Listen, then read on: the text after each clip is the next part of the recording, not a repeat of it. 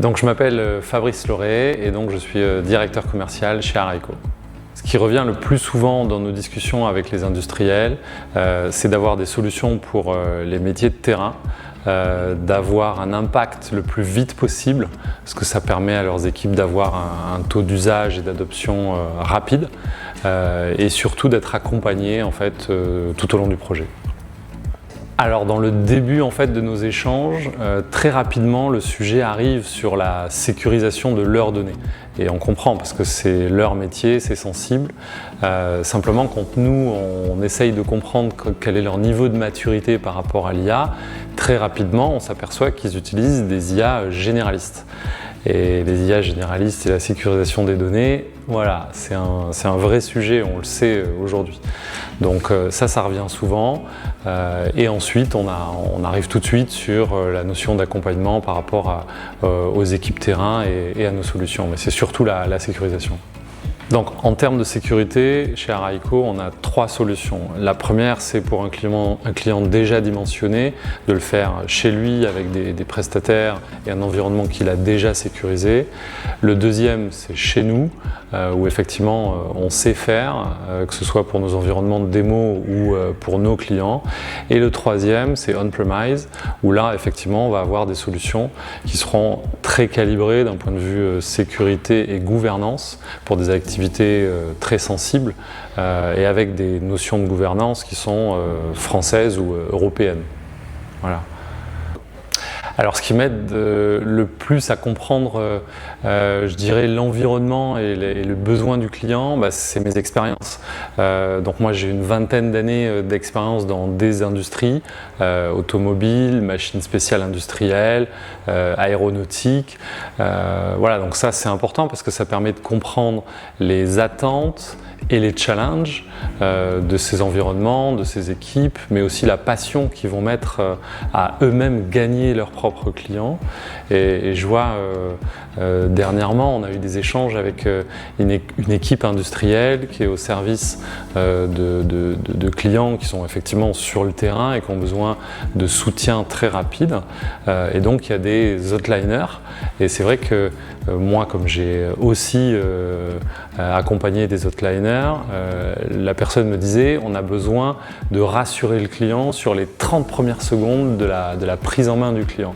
Et c'est vrai que je l'ai vécu, on est toujours dans une phase de prise en main de client au niveau hotline, mais quand on a tout de suite la bonne information, je pense notamment à notre solution de recherche multidocumentaire, ça change tout. Le client il va le sentir dans notre ton, dans notre posture, on pose les choses, on le rassure et ça y est, le climat est là. En fait, aussi pour les rassurer, lors du démarrage, nous, ça fait 5 ans, un peu plus de 150 clients qu'on accompagne.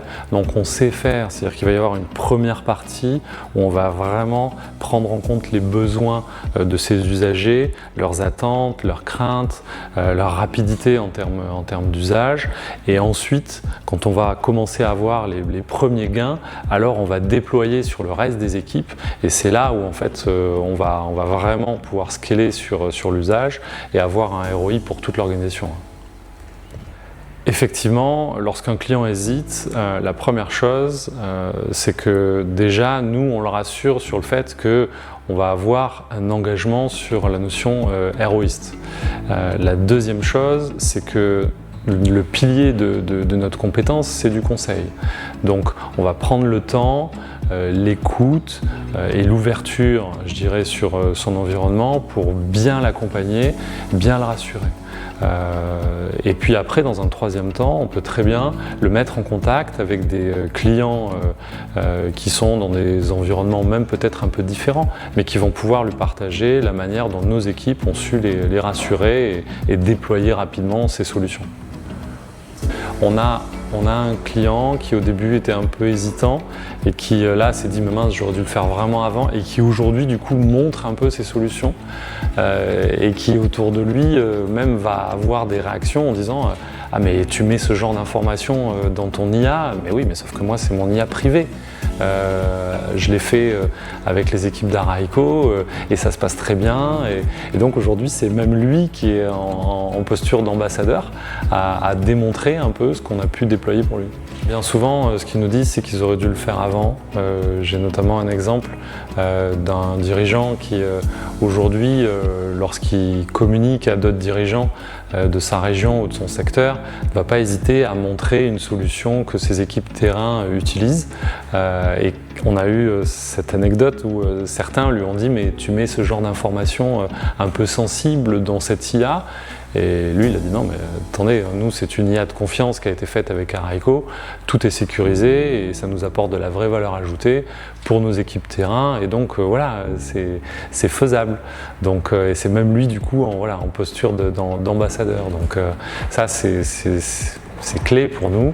Et la deuxième phrase qui arrive souvent, c'est quelles sont les prochaines solutions que vous allez nous proposer? Parce qu'effectivement, les premières déjà commencent à vraiment avoir un impact pour nous au quotidien.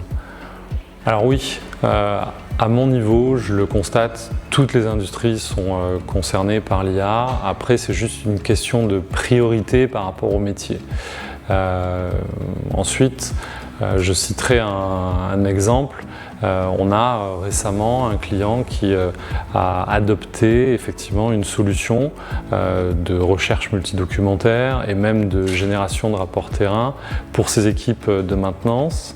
Et en fait, ils ont, on va dire, étendu l'usage de rapports terrain pour des équipes RH. Ces gens-là, chaque année, ont des entretiens individuels avec un formulaire à remplir où ça prend beaucoup de temps par personne. Et du coup, rapidement, ils se sont dit mais pourquoi est-ce qu'on n'en ferait pas bénéficier aussi ces équipes RH? Parce que voilà, ça va être vraiment un gain de temps fort et du coup, ça va apporter de la qualité, ils imaginent aussi, dans la relation qui est importante. Aujourd'hui, tout le monde se pose la question est-ce que l'IA va remplacer l'humain? Nous, ce qu'on constate chez nos clients, c'est qu'en fait, on renforce l'humain, on renforce les métiers et du coup, l'humain peut se consacrer à des tâches beaucoup plus intéressantes. Donc c'est ça en fait qu'il faut anticiper et nos clients, voilà, à force d'en discuter, ils le voient. Et ils en parlent dans leur organisation et au début il y a des peurs, c'est normal, après il y a des curiosités et après par contre ça va très très vite, ils peuvent plus s'en passer, c'est comme voilà, un monte-glace électrique, à un moment donné une fois qu'on l'a eu, on ne veut plus repartir à la manivelle. Donc, voilà. Et effectivement, quand on gagne du temps, la vraie question c'est qu'est-ce qu'on va faire de ce temps? Mais c'est le bien-être au travail, c'est peut-être la possibilité aussi d'anticiper sur les actions à venir. Je vois l'équipe maintenance, quand elle génère des rapports terrain avec beaucoup plus d'informations, elle va être beaucoup plus pertinente sur l'anticipation du préventif. Et un bon préventif, c'est éviter la panne. Voilà, tout simplement. Ensuite, le fait d'avoir une société qui embarque l'IA dans son organisation, ça aide pour le recrutement, ça donne une image de société qui est innovante et même pour attirer les jeunes, c'est clé. Certains nous le partagent en disant on commence à sentir des populations un peu plus jeunes qui se détournent de boîtes qui ne sont pas suffisamment digitales avec des outils qui n'embarquent pas l'IA et qui préfèrent venir chez nous.